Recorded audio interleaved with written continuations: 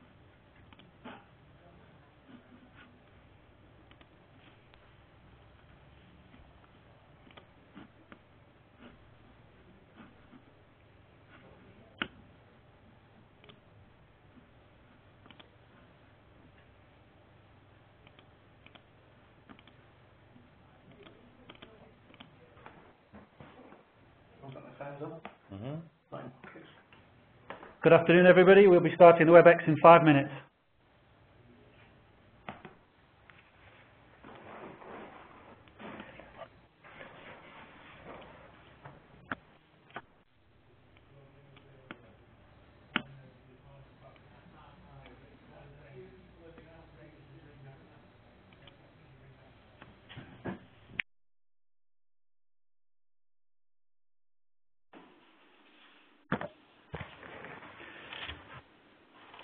Good afternoon, everyone. We'll be starting the WebEx in 4 minutes.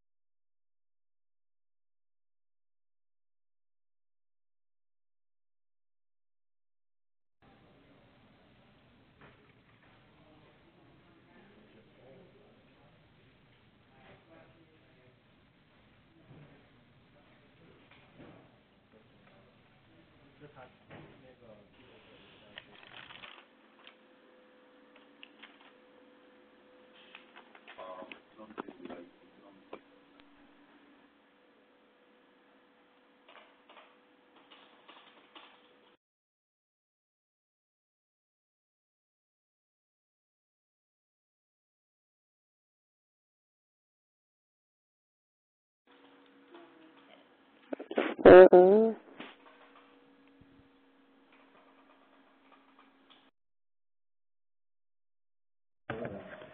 WebEx will start in approximately 1 minute.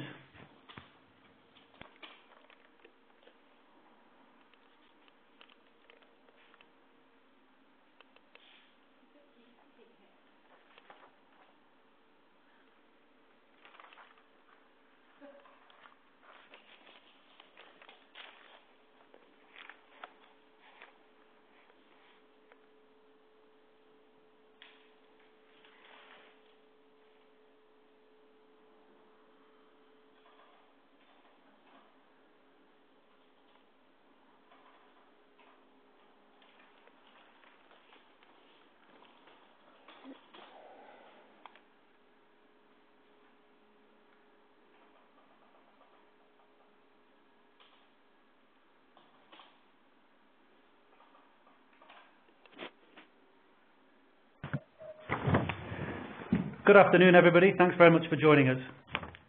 Welcome to the ITogether webinar on targeted cybercrime and the impact on your brand. My name is Jonathan Hirst, and I'm one of the founding partners of ITogether,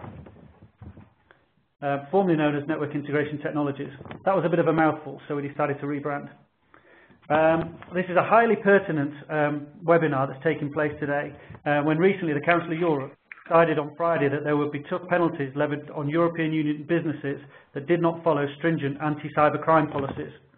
We're delighted to be working in partnership with Cisco on this groundbreaking webinar and have attracted 3 great speakers with fantastic credentials.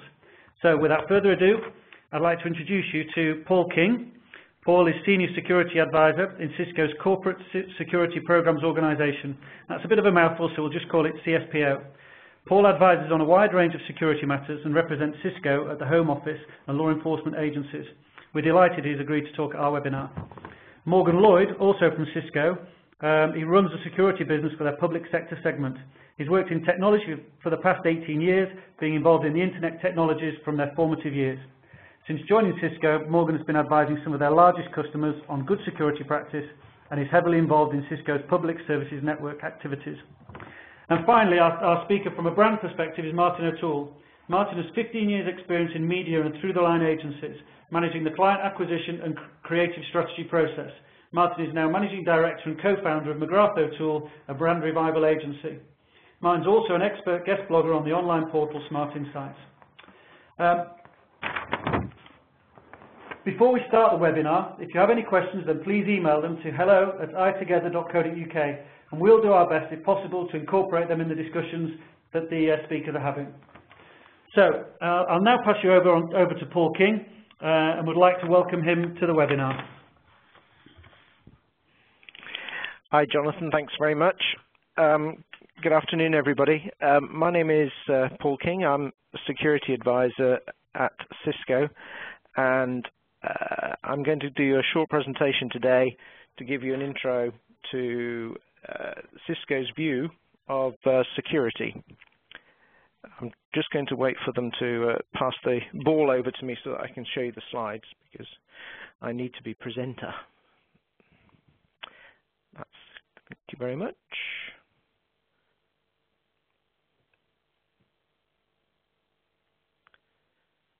So hopefully now you can all see the slides. Now, I've called this short presentation, Do You Know What You Know You Don't Know? I wasn't trying to invent a new tongue twister, but the premise of what I wanted to try and get over today is that organizations first need to start down this path of working out what risks they're taking and then decide whether they're happy with the level of risk. So in other words, I'm not trying to suggest how you can totally secure your organization. That might be a laudable end goal. What I'm suggesting you start by doing is seeing what shape you think you're in, and also whether you're happy with that level of risk. And that's why I've phrased it, do you know what you don't know? And the best way I can sort of summarize that is, if I were to go to your CEO or your CIO or your Chief Security Officer, whoever, and if I were to go and say, how many sophisticated targeted attacks have you seen? in most cases, quite often, the reply will be none. And the big question at that point is the person saying none because they didn't notice? Are they saying none because they didn't look? Are they saying none because they've got superb security? Are they saying none because nobody'd ever want to attack them?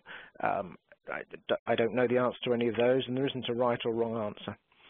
So what I'm going to do in the next few slides is try and, using some of the things we do here at Cisco as an example, talk through how we approach that sort of high-level position in terms of accepting risk.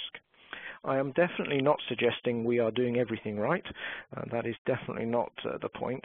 And even if you find some of the views that I'm presenting here, you don't agree with the risks we're taking, there isn't any right or wrong on this risk question. It's purely, do you accept the risk? Do you know what the risk is? Do you accept the risk? That's not right or wrong. And I want to keep saying that. Just because you're not doing what we do doesn't mean you're wrong. You just might have a different risk appetite to us. The best example, if you want to sort of bring that into your personal sphere, as an analogy, is if we were to talk about insurance, say, on our house or on our holiday or on our contents, any sort of insurance that we personally take out. We will all have different views on how much insurance cover we want to pay for. It's not that any one of us is wrong, but we've just got a different appetite. So, for instance, I might have a house, and my level of risk appetite might say, actually, do you know what? I'd like to put a burglar alarm in. Okay, so I'll put a burglar alarm in. By the way, I'm assuming you've already got windows and doors, and you've put a lock on the door. So I'm going to put an alarm in. That gives me the level of security that I think is okay. Now, some people might say, do you know what? I'd like to put window locks on all the downstairs windows. And some people might say, actually, I want windows locks on all my windows. And some other people might say, do you know, I'd really like a loud, barking dog, and so on and so on and so on.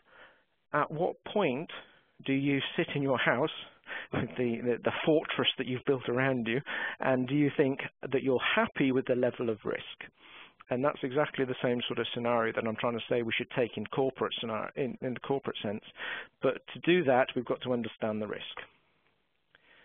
So the next slide then, and this is this next slide is something for you as an organization to ask yourselves. Here is the network 20 years ago. This would have probably been an IBM mainframe over on the right-hand side. And we would have had, we used to call them 3745s, front-end processors, FETs. 3745s, we might have been using X25, if anybody on the call can remember X25. And we might even have had things like NIPSI, and we'd have had VTAM, and we'd have had RACF. And if you wanted to connect to my network 20 years ago, you would have to have asked me, and I would have connected you to my network. And then today's network is more like this. And the question for your organization is, do you think that this is fantastic, and this is brilliant for your customers, this is brilliant for your employees, and you love the idea of this network anytime, any place, anywhere?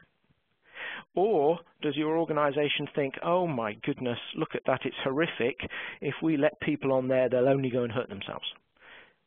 I'm being facetious on the two extremes, but you understand that what I'm trying to say is you need to understand whether that's good for your organization or whether you think that's bad for your organization. And the reason that's important is it's going to depend on your security.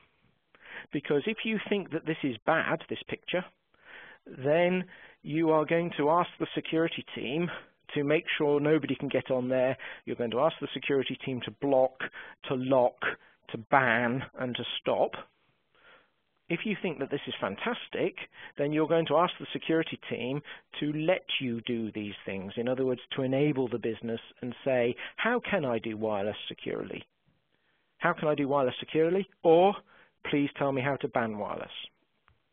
Again, I know I'm being extreme in those two examples, but honestly, there are customers who think wireless is fantastic, and there are customers who don't think wireless is secure.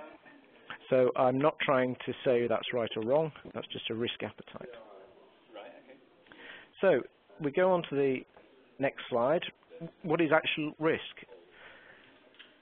So just to make sure we're talking at the right level, vulnerability. Remember the test I give Cisco employees when they're thinking about this for customers is try to imagine you're talking to John Chambers, who's our CEO, and imagine what you're going to talk to him about when you give him a briefing.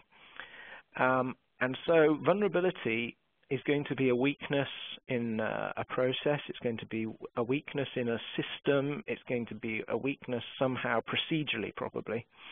It is not going to be a bug in some code.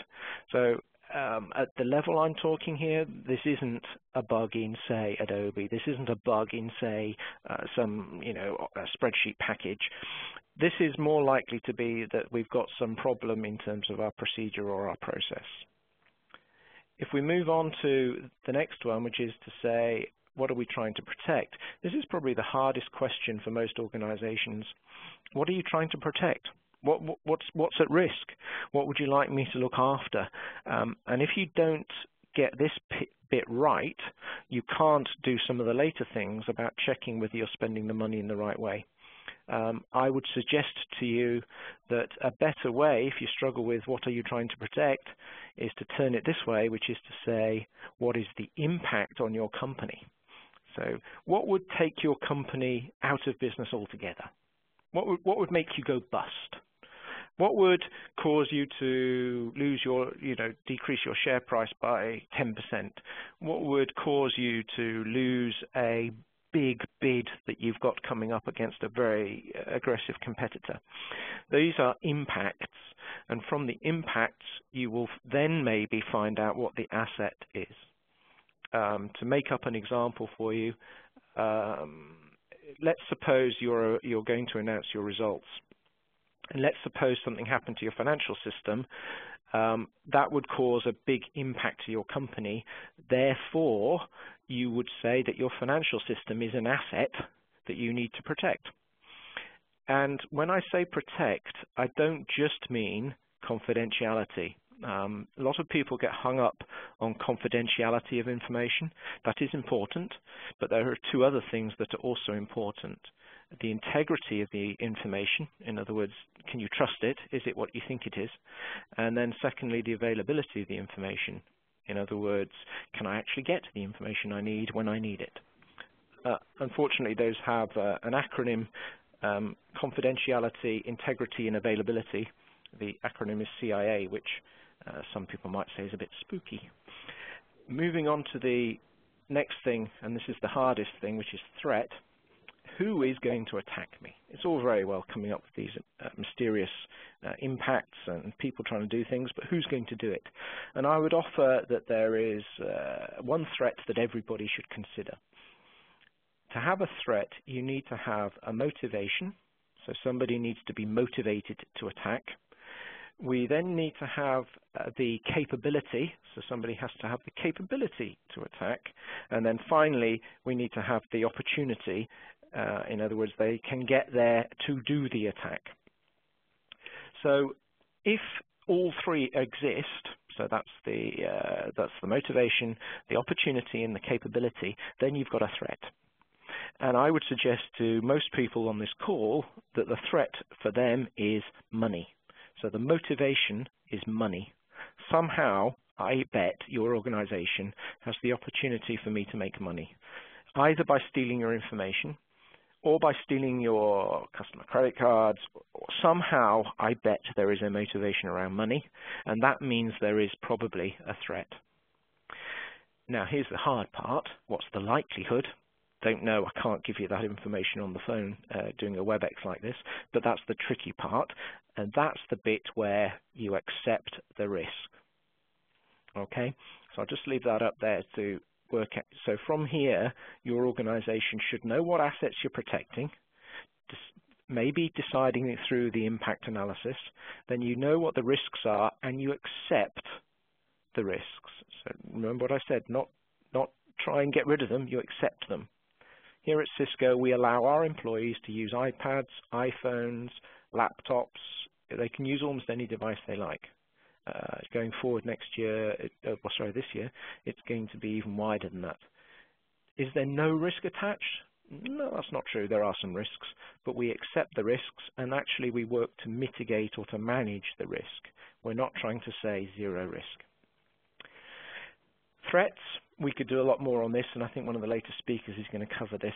So I would just highlight that really we're right up in the sophisticated top end now, I would say, in terms of risk. The people, if you have financial information, if you have information around customers, if you've got credit cards, if you're bidding against an aggressive competitor, I think you will have threats. And there will be people somewhere who will have the skills to do it if they want. In our security team, at a high level, these are some of the objectives we have. And I want to be really clear that these are the security objectives, but overall, to our business, the job of the security team is to say yes. So the main thing we try to do is to say yes. Ours is not a job of saying no. And that's quite important in an organization, because we, therefore, as the security team, are seen as a benefit. We're seen as an enabler, as opposed to the team that comes around and says, no, you can't have the admin rights on your laptop, no, you can't have any wireless, no, you can't work from home, no, you can't have VPN. And again, I realize I'm being very facetious in my polarized views there, but I'm trying to get over how we can have those two approaches to security, and it's quite important. So we're trying to keep the bad stuff out, we're trying to keep up services running. We need to be able to see what we're doing. We need to see what's happening, and that's an important part of the stuff I do. What do we have here at Cisco? Always on, lots of money. I'm going to skip through that. Getting on to personnel, because this is an area that's often overlooked. So who owns the security policy in your company? That's a rhetorical question for you all to ask yourselves. If I said to you, who owns your security policy, can you in one sentence tell me the answer? In Cisco, it's the Chief Executive Officer, the CEO. It's John Chambers. So it's really quite simple for us. John Chambers, the CEO, says, it's all down to you, the individual, and it's mandatory. That's fantastic. We're lucky to have that as the position in our security policy. We have users, arguably there are, some people might say they're the problem. I wouldn't agree with that. And in fact, they're our greatest asset. And what I mean by this is that we've found at Cisco that if we explain the security risks to people, and if we explain to them what we would like them to do to keep Cisco safe, actually they are very proactive at taking the steps to protect Cisco. And that was something that we understood a few years back, and we spend a lot of time and money training our people, training our staff to understand what the risks are and to be safe, to keep Cisco safe. And that's we've got great success on that. So I bring that up to your attention, to treat the employees as somebody who's trying to keep you safe if you just give them the tools to do it and explain how to do it. Moving on to some really practical things, because I need to stop talking shortly. At Cisco, we traditionally allow our users to do anything. So in other words, if you're on the Cisco network, you can browse to any website you like. We traditionally didn't do any blocking of URLs based on content.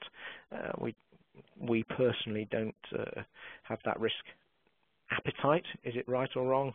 I'm not going to draw a conclusion on that. We accept the risk.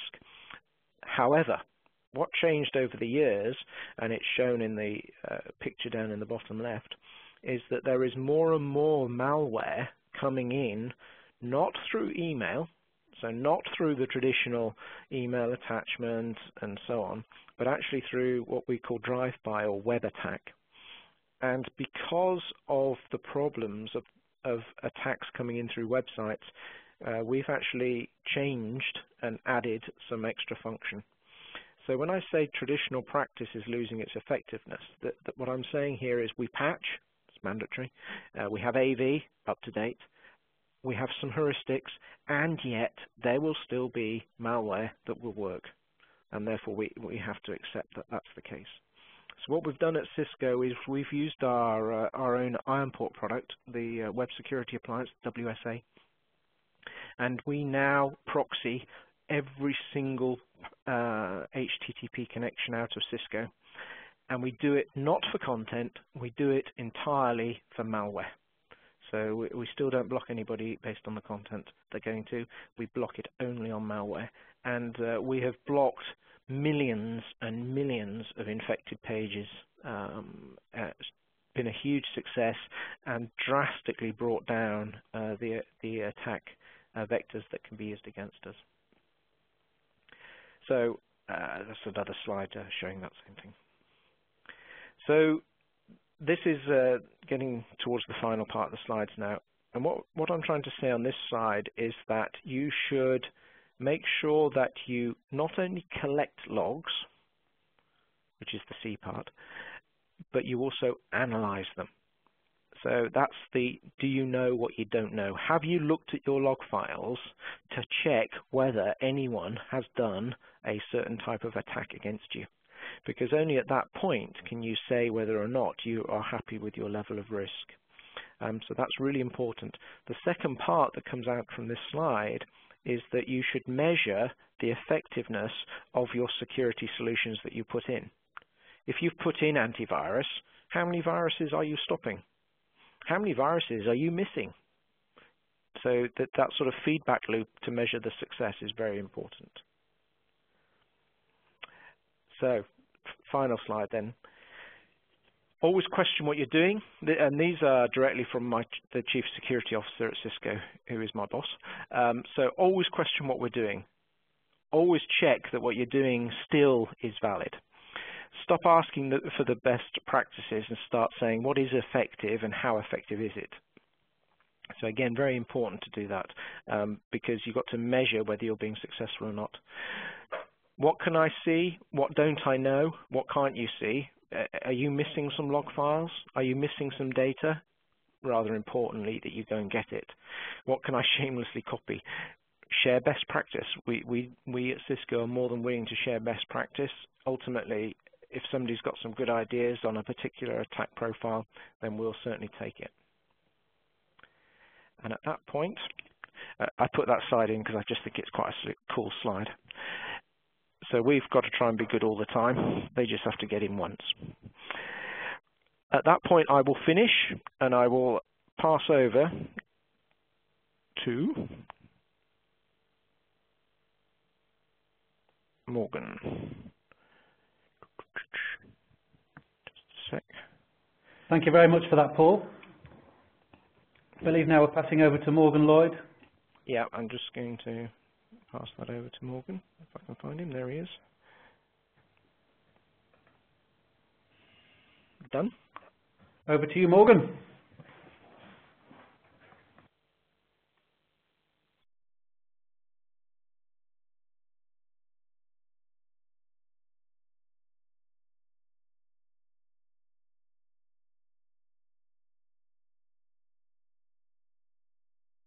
So it's always interesting. So yes, further to the introduction earlier, it's Morgan Lloyd here. I look after the security business for Cisco's public sector customers. And as you can imagine, you know, with so much going on in the world of security, public sector is particularly under quite a lot of target at the moment. So it keeps us quite busy. So I was really asked to do a few slides around, you know, Cisco's view of the world, some of the products and technologies that we've got to help build out a solid security fabric, as it were. I didn't really want to bore people with sort of long presentations around firewalls and talk about sort of marketing-based architectures. But what I thought might be helpful is talk about Cisco's security intelligence operations, our SIO. And to my mind, it's one of the best kept secrets, really. We don't talk enough about this with our partners and certainly not with our customers. But it's very important when we're looking at security because it underpins all of our security products and really offers a great sort of defense in depth, if you like. And certainly when we look at how threats are evolving, it really enables us to be at the forefront of preventing these malware attacks and helping to prevent these advanced persistent threats and other threats that we see. So what I'd like to do is just spend a few minutes just talking through SIO, and so everybody can get a good feel for some of the things that we do.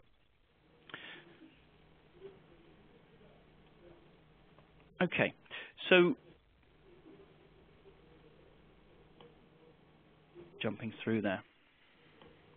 So essentially what SIO brings to the table for Cisco security products is that it gives us more context as to what's happening. So when we're looking at email security or web security or firewalling or IPS signatures, it enables us to bring additional information into the decision making of is this good, is this bad. So it gives us this context. For example, when we're looking at email and web, we can look at things like, when was the domain name registered? If it's a sending email server, we can look at things like, if it's a dynamic IP address. Even if the content appears legitimate, we can look at other things like the domain owner and where that particular server happens to be hosted. So there's a whole series of other parameters that we take in, but it really helps us give a context to the decisions that the products make around security. So SIO itself is a cloud-driven service that feeds into our products. Fundamentally, it's based around 3 pillars: sensor base, the threat operations center, and then the dynamic updates that are produced from that. So if we take a moment just to look at what sensor base gives us, an example here is that we have our SIO at the top, so there's the 3 pillars we just spoke around. And at the bottom, we've got a few things happening at customer sites. So starting from the bottom left, for example, here there's an ad agency in London. Their email security device detects a new spammer coming out, so they'll log that as a new spammer and feed that information back up to sensor base.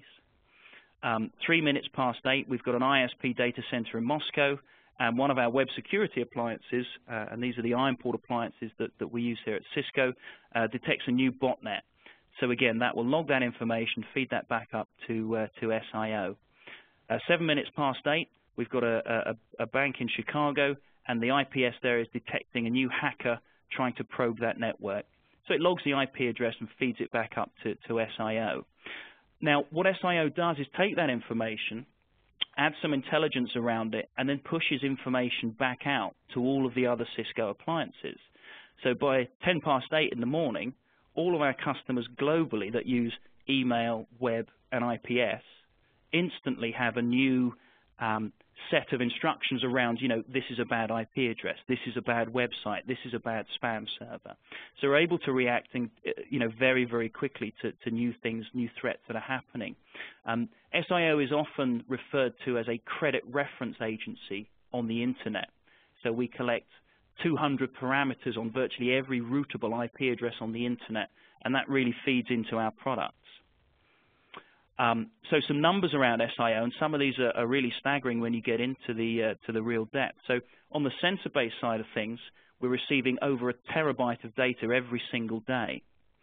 If you look at the number of Cisco appliances out, the number there is 700,000. The more recent figures I've seen are upwards of 900,000 individual sensors around the world who are constantly feeding information back up into SIO and, of course, receiving information pushed back down. From a web security perspective, as Paul mentioned, we've got our IronPort appliances. We also have the Cisco ScanSafe service, which is a cloud-based web security service. And across those products, we process over 20 billion individual web requests every single day. If we look on the email side of things, we're processing more than 1/3 of the world's global volume of email messages, and that's way upwards of 100 million email messages. And every single time we process a web request or we process an email, we're looking at, as I said before, 200 separate parameters on every single IP address. So we're very quick to react if there's a compromised website. We're very quick to react to updating our web appliances. When a new spammer or a new hacker comes up, we're very quick to react and actually push those rules out. Now, here's an example of how this might work in action. So if we take, for example, a customer that doesn't have any of the Cisco technologies here, This is often how the advanced persistent threat or very targeted attacks are launched. So it could start with a phishing email, or as Paul was alluding to earlier, it could be a drive-by scareware web attack. But in this case, we've got a phishing email coming in, which has got a malicious link within that email. Now, if it's a new spammer or a new phisher or coming from a new IP address, then most anti-spam and email protection devices are not going to recognize it as a threat because they have no information about it. So it's highly likely that that email is going to be led into the organization. So that will go to the user. In this case, it's a football website, and football is notorious for being compromised and delivering out malware. So in this case, the user clicks on the link. On the email here, it's just written as an IP address, but that could quite easily be obfuscated, so it looks like a LinkedIn request or a Facebook request, and certainly there's some high-profile attacks that have been launched in that manner. They click on the link, it takes them to a malware site. So again, this could be a relatively new malware site, so their existing web security product hasn't seen it before, doesn't know anything about it, so potentially that malware could then be infected onto that machine.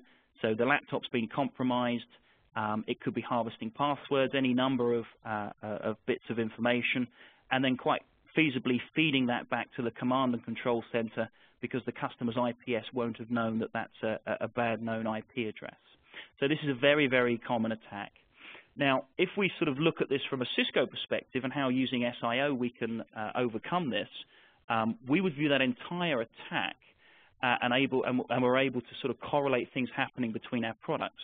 So, for example, the email comes in, and again, you know, if it's a new sender that we haven't seen, we could conceivably let that link in.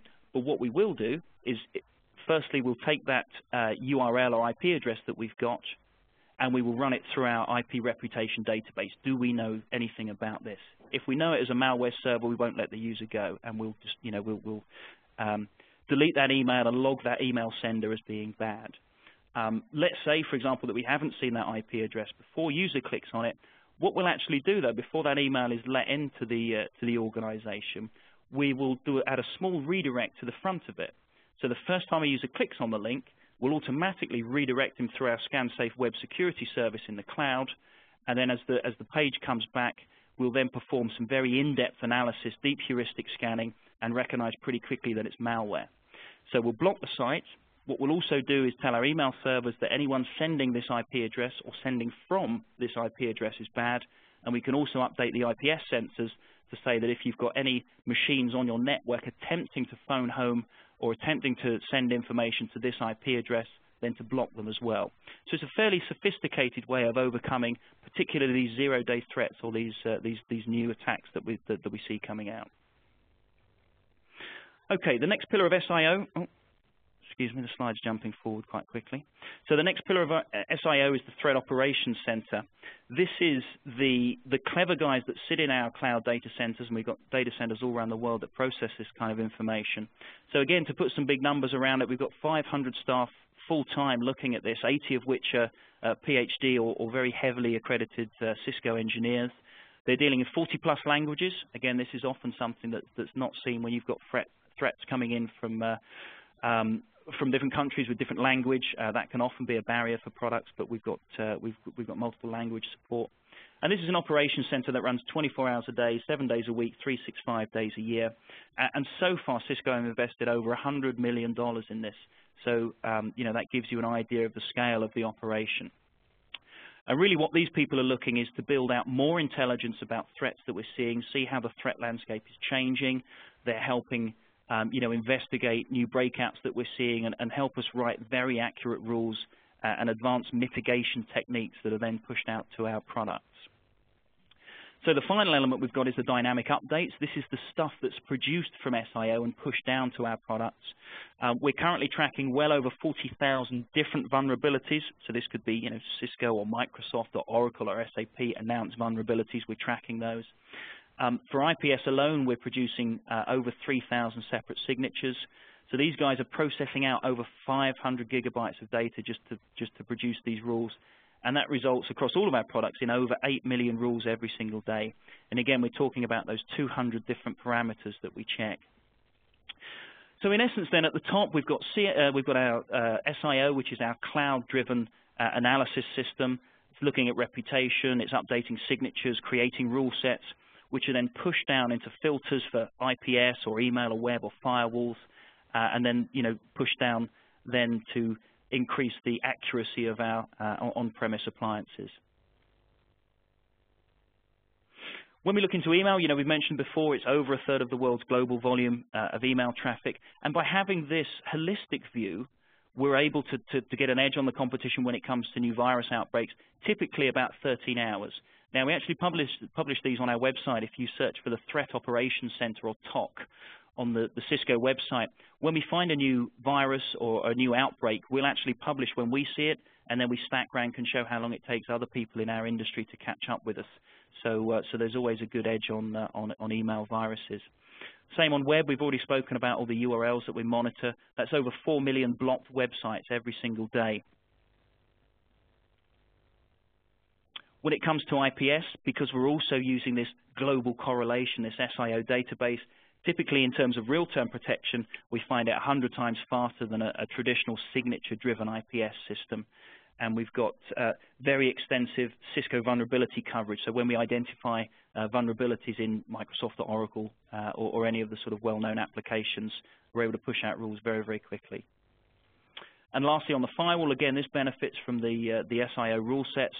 So we also offer complete traffic control. So the firewalls can be configured in a way where it's not just outbound web traffic that comes under inspection. We're actually scanning all ports, all protocols, looking for all kinds of threats coming in, and we get a good view on where the bad guys are sitting, so we can monitor traffic being destined out for those.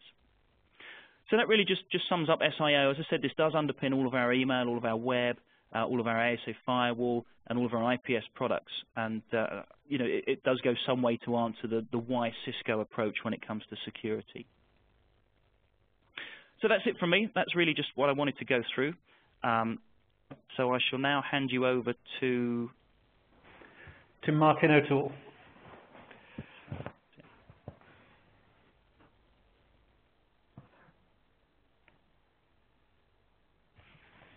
All right, there you go, Martin. That should be coming over. Thank you, Morgan. Okay, bear with me. Right. Okay.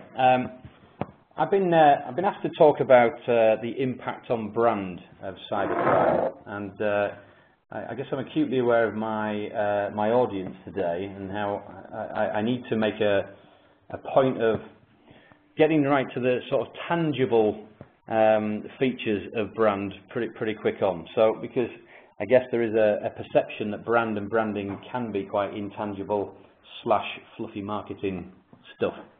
So I'm going to sort of talk about what a brand's made of, what the components are of a brand.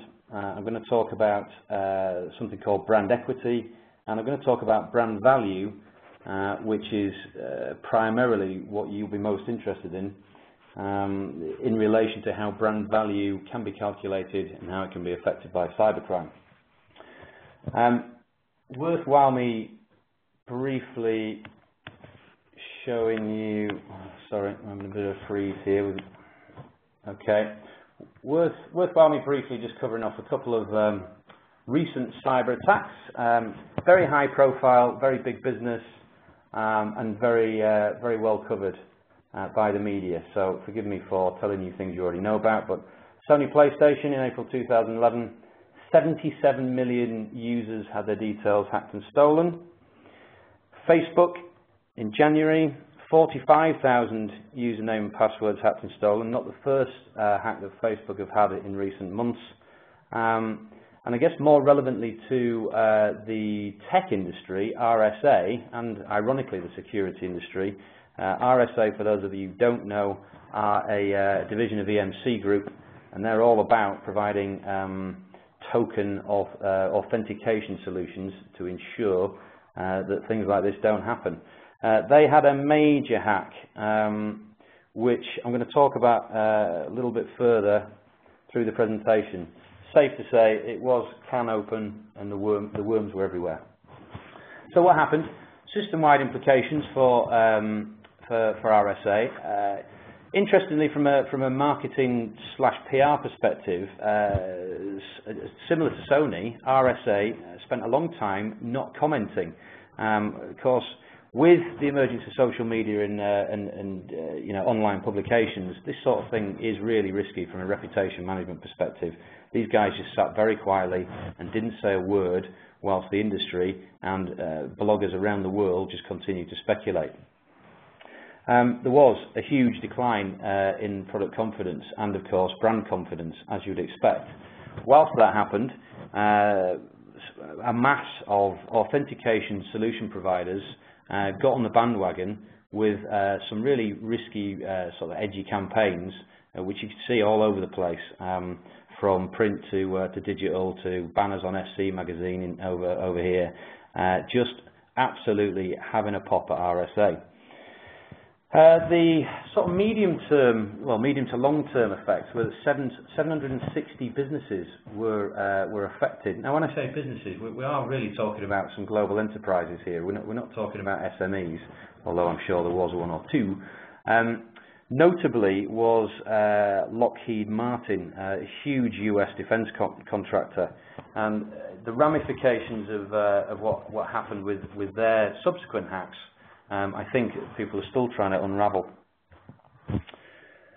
So, end result on a practical basis was that RSA had to finally speak up, and one of the first statements they made was to offer to replace all of their tokens. That was 30 to 40 million tokens nationwide. Nationwide? Worldwide. Hello. So, I guess I'm just going to park that question, what was the impact on brand, for a second. You may or may not have seen some of this coverage, and this is an absolute drop in the ocean in terms of some of the features that were featured online. It really wasn't good for them for a long time, and if you Google RSA hack, you'll still see blogs and pieces being written now as the whole thing sort of unravelled. Excuse me. So, I'm just going to spend a couple of minutes talking to you about what a brand is.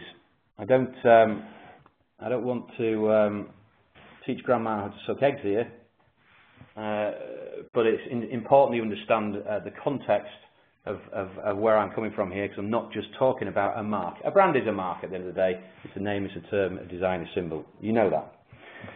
What you may not know is that there are a couple of things that we also work very hard towards achieving for our clients. And I don't just mean us, I mean anybody who's reputable in our industry.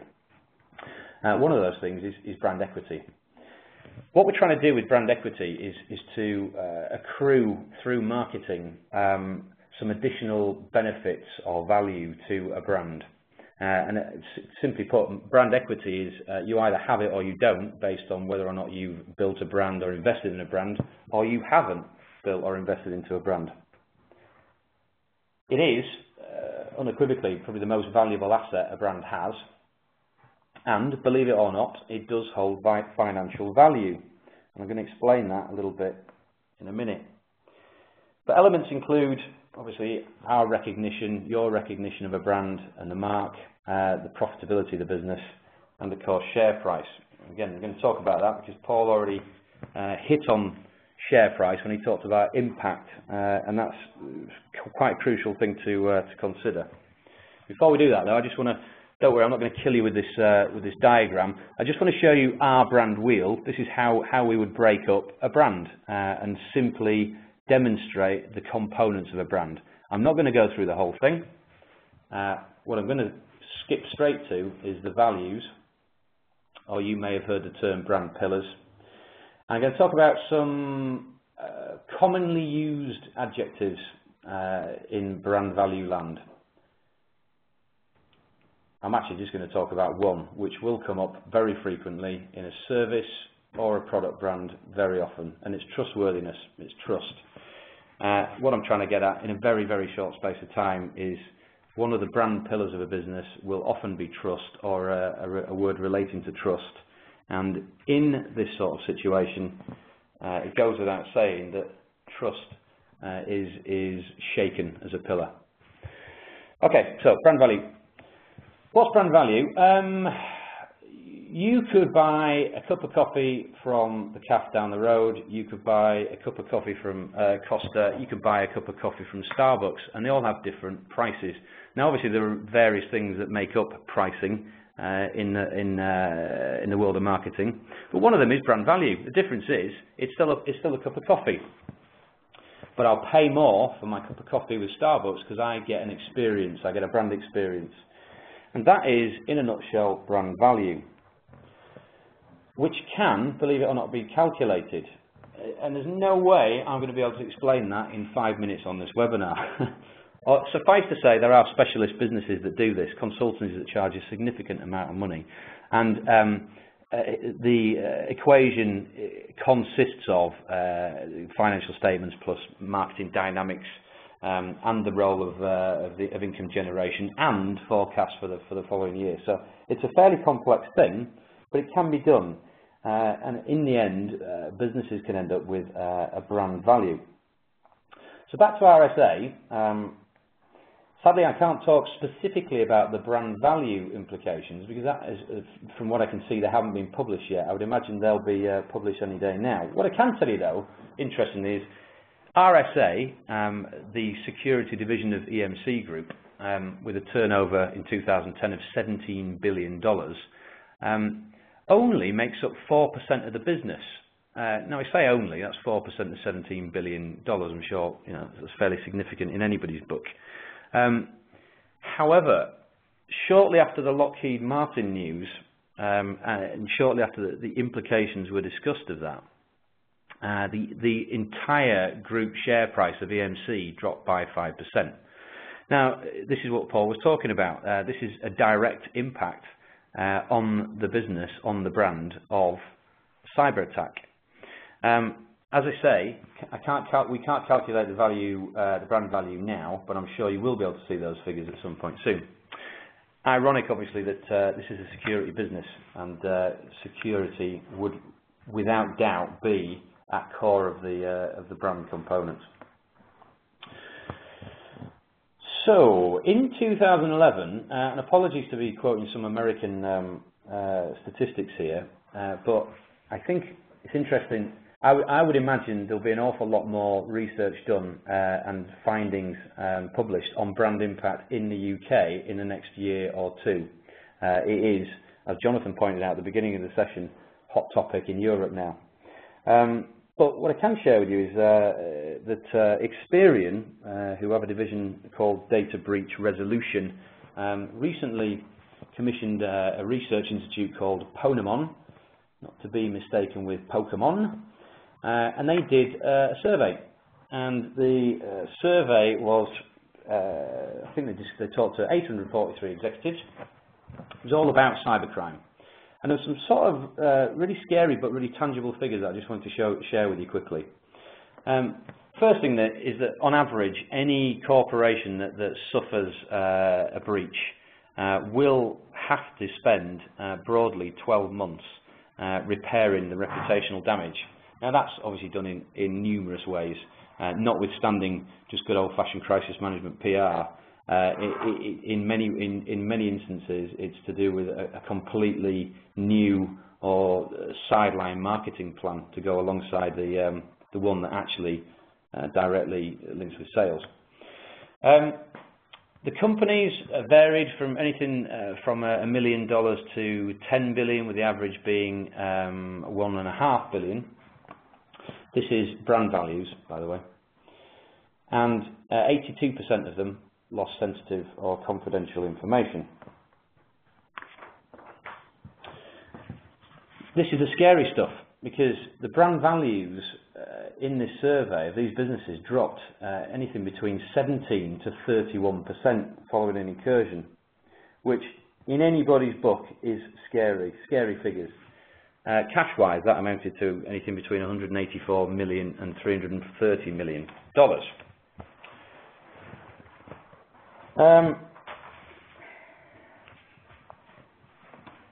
So the survey also looked at two different variations of a breach, I guess. One was a highly reported, high-profile breach that was all about data, I guess probably your Facebook would be a good example.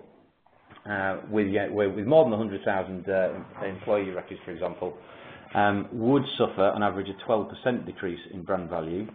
And then interestingly, a less covered, smaller theft, but of something more fundamental, such as RSA or with your trade secrets, new product development or source code, something like that, would likely suffer an 18% decrease.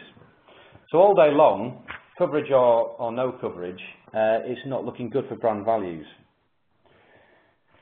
So, in summary, brand impact can be calculated. So for anybody who thinks it can't, think again. Breaches do fundamentally affect the trust that anybody has with a business or a brand, now and in the future.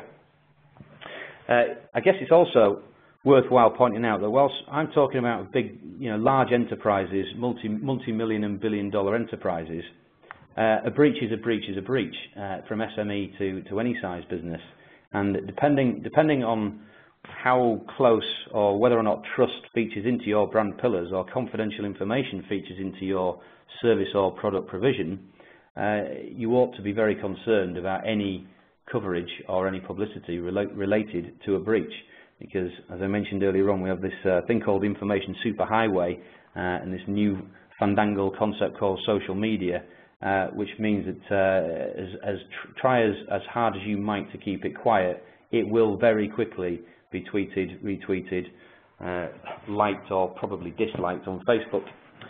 So my final line, I guess, to leave you with is that anything that can tarnish your brand will have an effect on your bottom line. Thanks for listening. Thank you very much, Martin. How unusual for a marketeer to go over his allotted time slot. Sorry. If you could just pass the control over to me, Martin, thank you. Yeah. Where are you? There you are. There you go. Okay. There. Okay. Right, so, well, thank you very much. Joking aside, Martin, that was very interesting. Equally, thanks very much to Paul King and Morgan Lloyd, and obviously for everybody attending the webinar today. We really appreciate the support that Cisco has provided to us on this webinar. We want to make it clear that the webinar will be available for playback within 48 hours. We're expecting quite a few hits on that for people who've informed us that would love to listen to the webinar but couldn't actually make it on the day. So, finally, thanks very much to all the speakers. Thanks very much to all the attendees, and we look forward to the next event alongside Cisco. Goodbye.